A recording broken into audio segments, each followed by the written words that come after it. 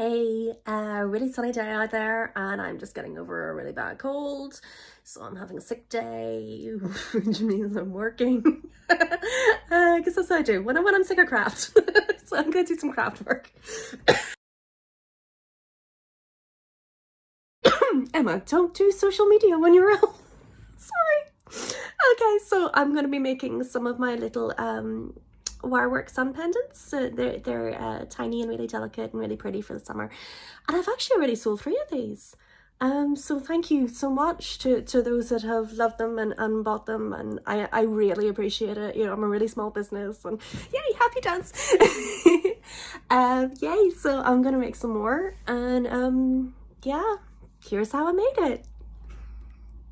So today I'm making a sunburst wirework pendant with an 8mm gemstone bead in the centre.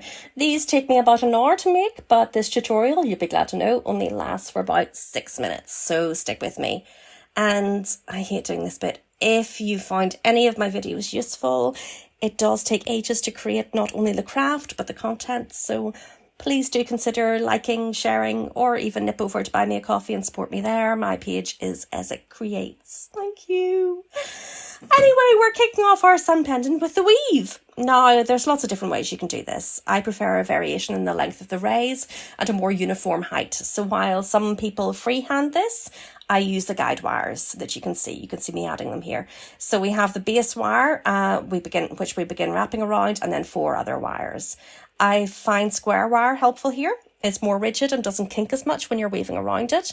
I'm using 0.6 copper core gilt coated wire for the rays and 0.8mm for the base and guide wires. I tried to use my normal 0.8mm for the rays as well, but it was just too thick and too hard to manipulate for the fine detail. My weaves are forming a regular pattern of half height and full height, extending to the 3rd and then the 5th wire with a loop around the base wire in between. You'll see that I'm using my pliers a lot to really get the wire straight and flush to the frame. When you're positioning your wire, it helps to guide it where you want to go first. So I'll lay it across, say, the 5 wires before bending it around the back. You can see I've sped up a lot of this because it's just the same pattern on repeat until you hit 10 tall rays. You'll also see when the video jumps that I should have started with a long ray rather than a half one, as I found that the pattern is just a tiny bit too long until I changed this to fit snug around our 8mm round bead. But fibro fog strikes again, and I forgot. Sorry. Then last fix with the pliers to make sure our pattern is tight, and then we get to remove the guide wires.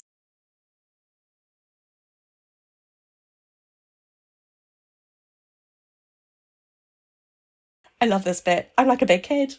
So yeah, go ahead and pull out our 4 extra wires and ta-da!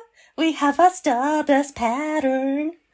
I might be dosed up on lemsip and feverish right now. Whoops.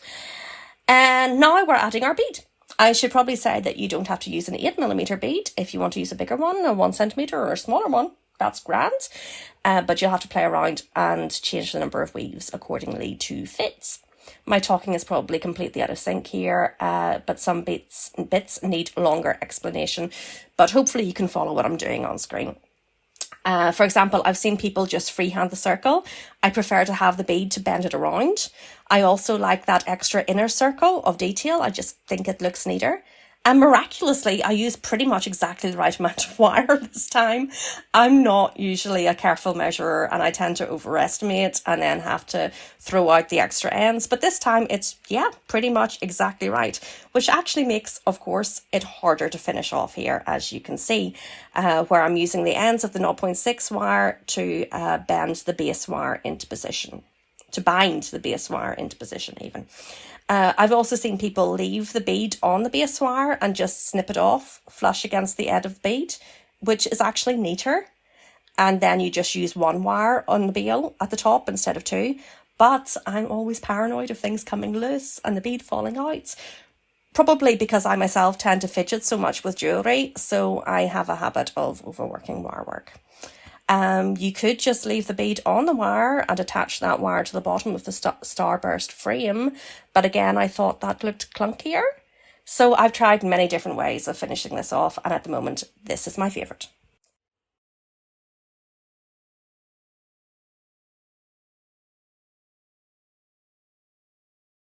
Now I'm using an even thinner wire. It's still a copper core gilt coated wire. This time I think it's not even 0.4. I think it's something like 0.345 or something millimeter. And I'm wrapping it around and around our wires at the top to form a beal, a nice little decorative beal. So you just keep going and make sure that's nice and tight until you've got the desired length. And then we're going to use our round nose pliers to bend that over. I'm trying to think if there's something else I should be telling you. Okay, we're then going to wrap the ends of our wires there around the bail to secure it in position. I'm just wrapping one around. You see I bring it around the front, around the back, and then back around the front. That's now a lot shorter than the other one. I'm going to curl it with my round nose pliers and then my flat nose pliers, get it into position.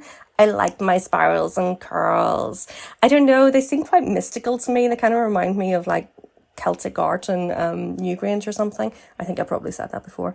Anyway, the other unspiraled end of wire goes above the one that we've just spiraled because we're going to pull it underneath and that's going to keep it nice and tight. I'm pausing here to play around with the thin wire again and to add the beads and to bind it into position. So I'm threading the bead in and then I'm going to wrap it around that base of the pattern there, the starburst pattern. And again, overly cautious. I do it a couple of times. You probably don't need to. I then put it back up through the center and wrap it around a couple of times at the top, and then I put it back down again and wrap it around the bottom and tie it off there. You probably don't need to make sure that it's that secure. As I said, I'm paranoid, and at least I'm using the very thin wire to do that, so you don't see the joints as much. And then finally just curling that last little bit of wire into place.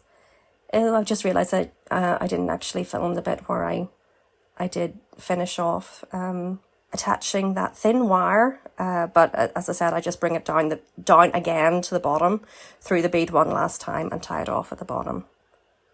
And just tuck it in tight with your pliers. And there's our starburst. Our little sunshine. Isn't it cheery? And I'm putting it on a snake chain, an 18-inch snake chain.